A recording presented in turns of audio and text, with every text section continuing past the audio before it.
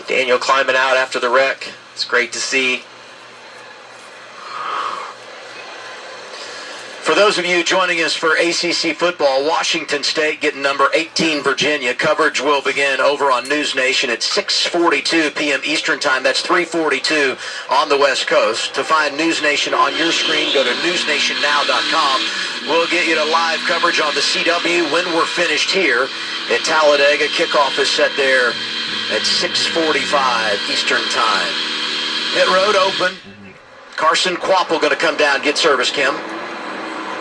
Yeah, a couple of cars very concerned about their fuel, including the 1 and the 8 of Sammy Smith. He was trying to get off the banking, so I think this is just going to be fuel only for Carson Quapple to make sure that they can make it to the end with this extra time in green, white, checker flag.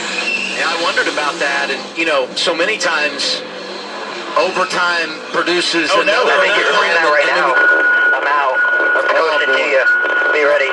Think about the impact of this for a driver that came in. Push. You see him waving his hands, hoping somebody can get him a shove here. And you come in 24 below the playoff cut line. You're running in the top 5 and in a position to do an outstanding job to help your cause.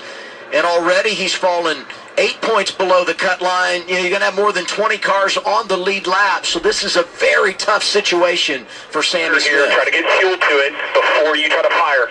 Just try to get fuel into the carburetor. Oh my gosh, that's a helpless feeling for the 8 car right there to not have damage. And when you heard them talking about getting fuel to it before with these engines, if you try and fire it and it's not got the fuel in there, it will fire for a second and then die again. It's a very hard process to get it refired. Well, and then you think about teammates, right? What's going on is it going to impact everyone at Junior Motorsports? What's up with the 7 car, Dylan?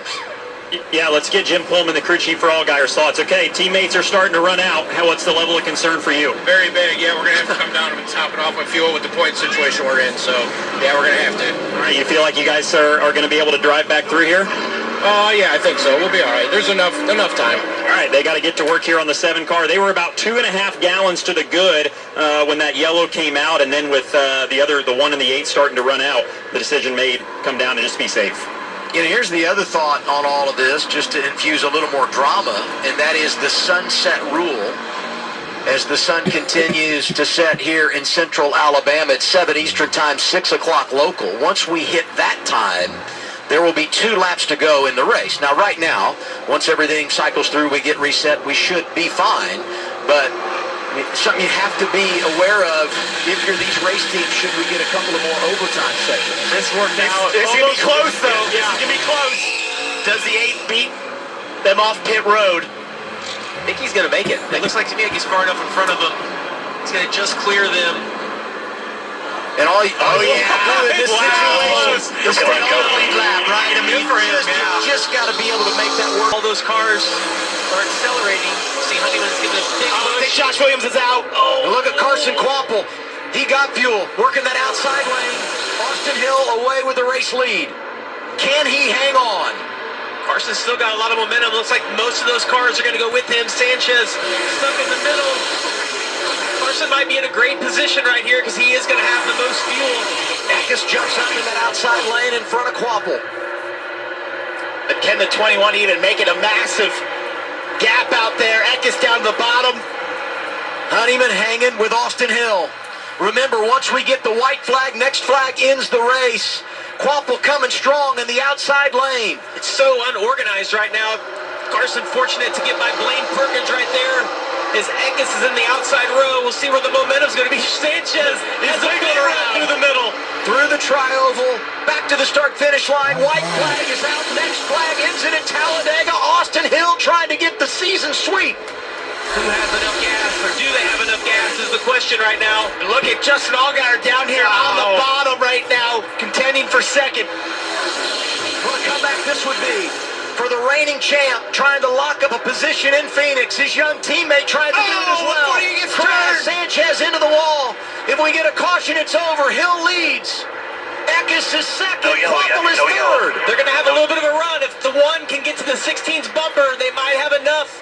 Can the 7, look at the run the 7 has getting to the 1. Can they push him? Off the turn forward, back to the tri-oval. Here they come. Austin Hill leads. Outside lane, Carson Quapple. Back to the the start-finish line. Hear the bells and the gas. Austin Hill. 2 in a row at Talladega for driver 21. It looked like Hill was swerving coming to the Baby. Oh my God. You talk about some damn domination. Let's go. Hell yeah. He wasn't worried. Look at that top 5. Austin Hill, Carson Kvapil, Justin Allgaier, Christian Eckes, and Cesar Baccarella with a top 5 finish. Unreal. Take that, haters. Let's go. I think he was weaving because if you look at the one of Carson Kvapil, he was weaving, just trying to find a way to get beside the 21, and potentially if the 21 ran out of fuel would have had the momentum to the line, not to be. 14 career wins for Austin Hill. 10 have come in the draft. 2 at Talladega. And this had been the place where he couldn't get it done. Prior to this year, even though he had been good at Talladega, he had never finished the deal, had never had a top 10 finish at this place. Wins in the springtime and dominant today, leading 48 laps, sweeping the